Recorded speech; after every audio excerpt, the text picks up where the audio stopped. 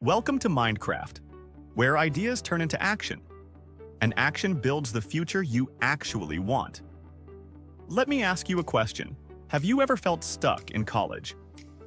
Juggling classes, stressing about money, and wondering how people your age are already making real income while you're scraping by? You're not lazy, you're not unlucky. You just haven't been shown the playbook yet. Today, we're breaking down exactly how to make your first $10,000 as a student, without needing to get lucky, win the lottery, or spend years figuring it out on your own. This isn't about overnight schemes or flashy side hustles that burn out fast. It's about clear, proven paths, real examples, and a step-by-step plan you can start today. So grab a notebook, hit that like button, and let's dive into the system that separates the dreamers from the doers and helps you cross that $10,000 line for real. Before we get into the strategies, let's talk mindset. Because if you don't shift the way you think about money, no strategy will stick. Most students think like consumers. You see a price tag, and your first thought is, I can't afford that. That mindset keeps you stuck. But here's the shift that changes everything. Think like a business. The question you should be asking is, what problem can I solve that people will pay for? Money isn't magic. It's just an exchange of value. That's it. Once you understand that, $10,000 isn't some impossible dream. It's just a number you can hit by solving the right problems for the right people. All right, let's break down 4 real paths that students across the country have used to hit that first $10,000. Each has pros, cons, and unique challenges. The key is picking the one that fits your strengths, interests, and situation. First up, in-person services.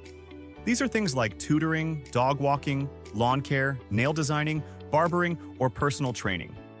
One student I knew made over $10,000 during the school year by offering affordable haircuts and beard trims right out of his dorm room. He invested in clippers and scissors, charged $30 to $40 per cut, and quickly built a loyal customer base of classmates who didn't want to pay salon prices. His weekends were fully booked, and word of mouth kept the clients coming. The upside? You can start today and get paid today. No need for a website, marketing budget, or tech skills, just basic tools, effort, and a service people need. It's simple, direct, and you'll see cash flow immediately after each job. Plus, you build personal relationships, which can turn into referrals fast. The downside? Your time is your limit. You can only serve so many people in a day, and every dollar earned is tied to hours worked. It's hard to scale, and when midterms hit or life gets busy, your income stops unless you're working. Also, you might hit a ceiling on what people in your local area are willing to pay without formal licensing or a business setup. If you're more creative, this next path might be for you. Selling local products.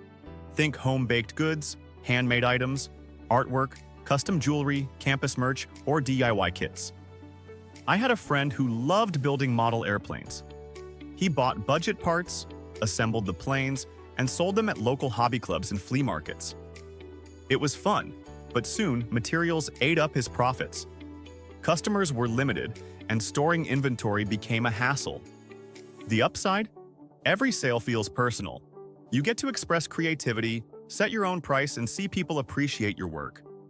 Often these ventures can start with things you already enjoy doing as a hobby, and you're in full control of product quality. The downside? Local demand can dry up fast. There's only so much you can sell within a small community or campus. Inventory costs, storage space, and time spent creating can outweigh profits if you're not careful. And unlike services, products don't always sell right away, so you might have money tied up in unsold items. Ready to think bigger? Let's move to global products. This includes clothing brands, drop shipping, print on demand, or reselling thrift finds or sneakers online. Take Kevin, a college sophomore who launched a print-on-demand store selling everything from t-shirts and hoodies to phone cases, tote bags, and mugs. He focused on simple, catchy designs, funny quotes, motivational phrases, and trendy graphics that appealed to students, gamers, and young professionals. Kevin promoted his products through TikTok, Instagram Reels, and Reddit communities, Within 5 months, he crossed $10,000 in sales, with customers ordering from all over the US and beyond. The upside? Your audience is unlimited.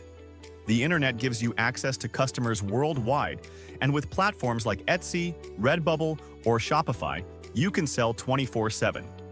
If a design takes off, you can scale without limits. One design can sell hundreds or thousands of times without extra effort. Plus, no need to stock physical inventory if you use print on demand. The downside? Success isn't instant. You'll likely need to invest time upfront creating designs, setting up your shop, and learning how to market, especially on social media. Competition can be fierce, and early profits may be low while you find what works. You'll also face platform fees, possible returns, and the challenge of keeping up with trends to stay relevant. Finally, let's talk about what I consider the most flexible and scalable path. Online services, web design, social media management, copywriting, video editing, running ads. The list goes on. One student I worked with managed TikTok accounts for small e-commerce brands. He charged $500 a month per client to create and post daily content. Within 2 months, he had 4 clients, earning $2,000 a month while studying full-time. The upside? No inventory, no shipping, no waiting for products to sell. You're selling your skill and your time, and most of the money goes straight into your pocket. You can start from week 1, and because businesses value results, you can charge premium rates as you build your portfolio. The work is flexible, often remote, and scalable. One great client can lead to bigger, ongoing contracts. The downside? You need a marketable skill, but that can be learned. It might take effort and practice before you land your first client. And like any service, you'll need to manage client expectations, meet deadlines, and communicate well to keep relationships strong.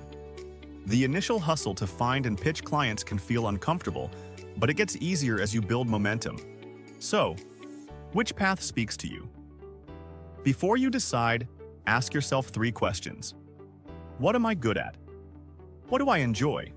And what problems will people pay to have solved? Where those answers overlap is your sweet spot. And remember, you don't have to be perfect. Real-world experience will sharpen your skills faster than any class ever could. Now here's how you turn that choice into cash. Step 1. Offer your service for free to one client. Find a local business or online creator and say, "I'll do this first project free. I just want to prove what I can do." Step 2. Deliver results. Show up, do great work, and build a case study. Before and after. Growth, outcomes. Step 3. Set your price. Start slightly under market rate. 10 clients at $1,000 each? That's $10,000. 5 clients at $2,000 each? Same. Step 4. Ask for referrals. People will recommend you when you do great work, but don't wait for them to offer. Ask. Step 5. Raise your prices. Once you have proof you can deliver, start charging what you're worth. Soon, just a handful of clients will cross that $10,000 for you. Want to hit your goal faster? Focus on these 4 keys. First, positioning. Don't pitch to broke clients. Pitch to businesses that can afford to invest. Second, leverage. Don't charge by the hour. Charge for the value you provide. Third, build reach. Post your work, share wins, document results. Make it easy for clients to find you. Fourth, reliability. Deliver on time, communicate well, be easy to work with. That alone will put you ahead of most freelancers. Real example, meet Maya. She started college with 0 connections, a used laptop, and a determination to avoid student debt. She'd always loved design, so she taught herself Canva and started offering simple social media graphics for small businesses in her college town. Her first gig? A free Instagram post design for a local coffee shop. That one post got her noticed by a nearby boutique, which hired her to do their weekly promotions. Maya kept improving, learning as she went, and within a few months she had a roster of 5 small business clients paying her $300 to $500 a month. By the end of the year, she had earned over $12,000, all while building a portfolio and a skill set that made her stand out after graduation. Let's pause for a second. You started this video wondering how to hit that first $10,000 as a student. Now you have the playbook, proven paths, real examples, and a system that works if you work it.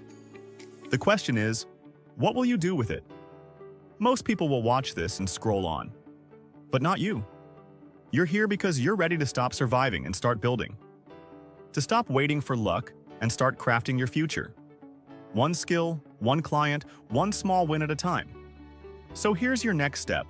Write down the one action you'll take this week, whether it's offering a free service, pitching your first client, or building that case study. Post it in the comments to make it real. Inspire someone else to do the same. And if this video gave you clarity, motivation, or even just a spark, don't keep it to yourself. Hit that like button, subscribe for more strategies to build smarter, and share this with a friend who's ready to level up too. This is MindCraft, where we don't just talk about success, we build it together.